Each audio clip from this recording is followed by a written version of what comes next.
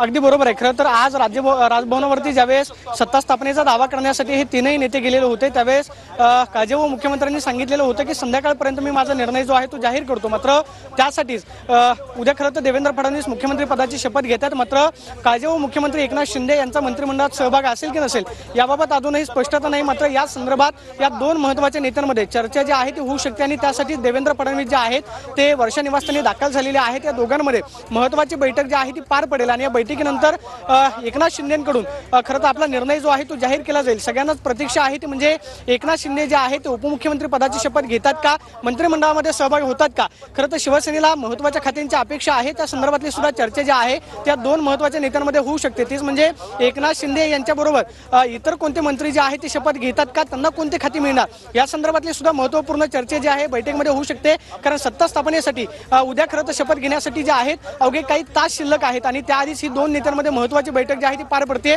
दुपारी सुद्धा तीन महत्त्वाचे नेते एकत्रित राजभवनावरती गेलेले होते। मात्र आता स्वतः देवेंद्र फडणवीस हे एकनाथ शिंदे यांच्या वर्षा निवासस्थानी दाखल झालेले आहेत। त्यामुळे दोन महत्त्वाच्या नेत्यांमध्ये काय चर्चा होते, मुख्यमंत्री काळजे व मुख्यमंत्र्यांचा खरं तर निर्णय जो आहे तो अगदी थोड्या वेळात स्पष्ट होईल। मात्र स्वतः देवेंद्र फडणवीस हे एकनाथ शिंदेशी चर्चा करतील, त्यांची मनधरणी करण्याचा प्रयत्न करतील। खरं तर गेल्या आठवड्यामध्ये चर्चा होती ती म्हणजे मुख्यमंत्री एकनाथ शिंदे हे नाराज आहेत। मात्र सातत्याने त्यांनी माध्यमांमध्ये आपली भूमिका स्पष्ट केलेली आहे की महायुतीमध्ये कोणतीही नाराजी नाही। त्या दृष्टीने खरं तर काय चर्चा होते पण महत्त्वाचं असणार आहे शिवसेनेचे काही किती आमदार उद्या देवेंद्र फडणवीस यांच्यासोबत शपथ घेतात, त्याचबरोबर एकनाथ शिंदे जे आहेत ते उपमुख्यमंत्री पदाची शपथ घेतात का हे पाहणं महत्त्वाचं असणार आहे। आणि त्यासाठीच महत्त्वाची चर्चा करण्यासाठी स्वतः देवेंद्र फडणवीस हे एकनाथ शिंदे यांच्या वर्षा निवासस्थानी दाखल झाले। निखिला, नक्कीच प्रदीप आणि देवेंद्र फडणवीस वर्षावर दाखल झाले आहेत। शिंदेंच्या भेटीसाठी फडणवीस आता वर्षावर दाखल झाले आहेत।